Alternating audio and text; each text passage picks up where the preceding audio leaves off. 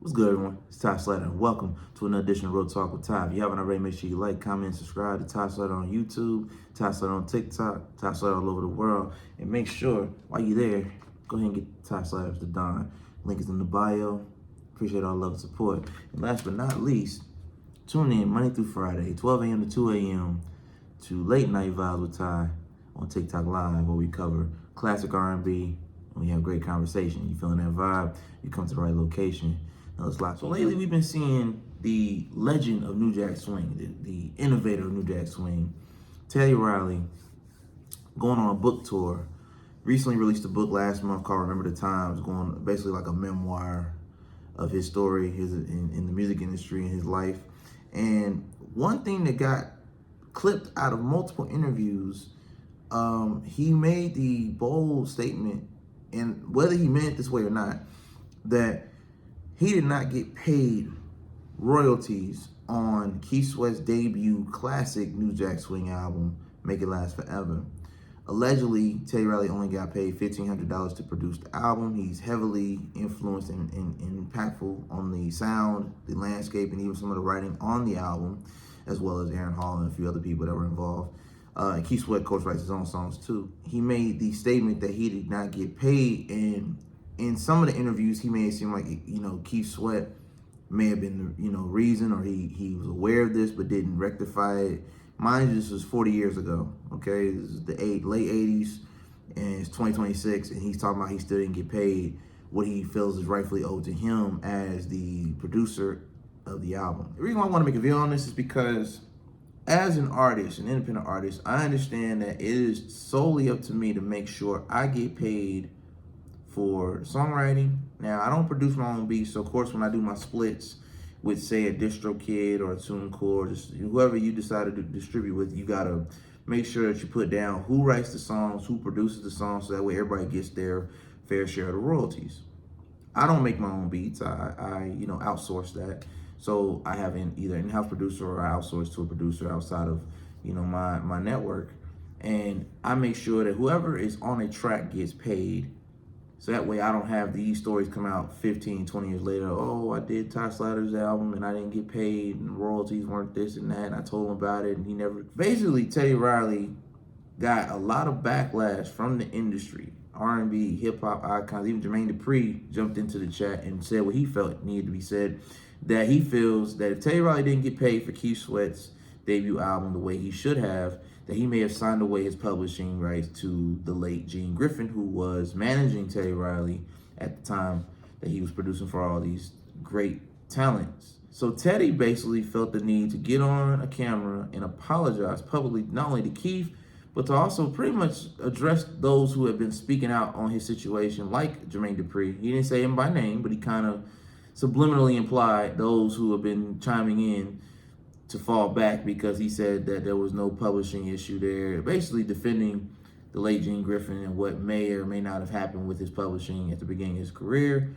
But he also said that him and Keith have talked it out, and he didn't mean for that particular clip of his press run for his book to get as big as it did.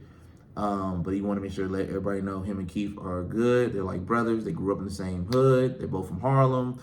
They both know each other's kids. Their kids know each other. So he feels like he wanted to make sure that him retelling his story didn't create a conflict between who he considers a brother. I wanted to make sure I made a video about this because, again, as an artist, you have to make sure that, if you need to get a book on the industry, if you need, you can use ChatGPT, Google, do your Googles, as Cameron would say. When it comes down to royalties, make sure everybody gets paid. Make sure there's no discrepancy. If you have an agreement, make a written contract. Don't just do handshakes. Don't just do verbal. Make sure you have something in documents. That way, 10, 15, 20 years from now, not only are you making sure you get all of your royalties and money earned towards your writing, performance, production, and overall collection of royalties. Make sure all your paperwork's in order, and make sure that anybody that's helped you create music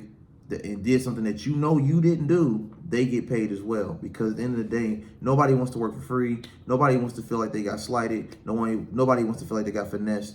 And you can prevent all of that by having the knowledge, and if you don't know, getting an entertainment lawyer. Do what Master P did. You know, if you got the funds to do it, you know, he got Michael Jackson's lawyer to understand the industry. And again, I'm gonna give you all the game I got, because even though some would say the game is to be sold, not told, I believe. Look, I know the game. I'm gonna give y'all the game, and if hopefully I can help the next generation that comes after me. These videos will live on beyond me, and somebody will get the archives and they'll learn the game from somebody that's not trying to gatekeep. I'm not trying to make sure anybody gets blackballed. I want to make sure people can not only make the music they want to make, but also get paid the way they deserve to get paid for the hard-earned work, time, and dedication and commitment they put into their craft. So if you love this type of content, put your thoughts in the comments below. Do you think Teddy Riley was right for calling out Keith Sweat initially the way he did, or do you feel like he was right by rectifying and doing an apology? What's your stance on that? And do you feel like Keith Sweat could have did something to go to the label and make sure Teddy got paid on the back end, or do you feel like that's more or less Teddy's responsibility, Gene Griffin, who was alive at the time, his responsibility? Let me know what you think about this situation. Put your thoughts in the comments below. And don't forget to like, comment, and subscribe to Ty Slatter on YouTube, TikTok, and everywhere else in the world. And go get your copy of The Dawn. Out now. Link is in the bio. Coming to a city and a venue near you. 2026 tour coming soon. And don't forget to tune in Monday through Friday, 12 a.m. to 2 a.m. Eastern Time on TikTok Live, Late Night Vibes with Ty, where we play classic R&B and we have great conversation. And if you're feeling that vibe, you come to the right location. This is another episode of Real Talk with Ty. Until next time.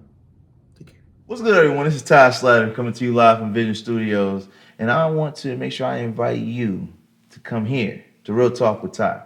But on your way, make sure you like, comment, and subscribe to Ty Slatter on YouTube, because this platform right here, just for you. So if you have a new album on the way, you got a new single that's booming, you got a new business that you're starting, or you feel like you got a story that needs a platform to inspire the next generation, we got you covered right here. Real Talk with Ty. We're waiting for you.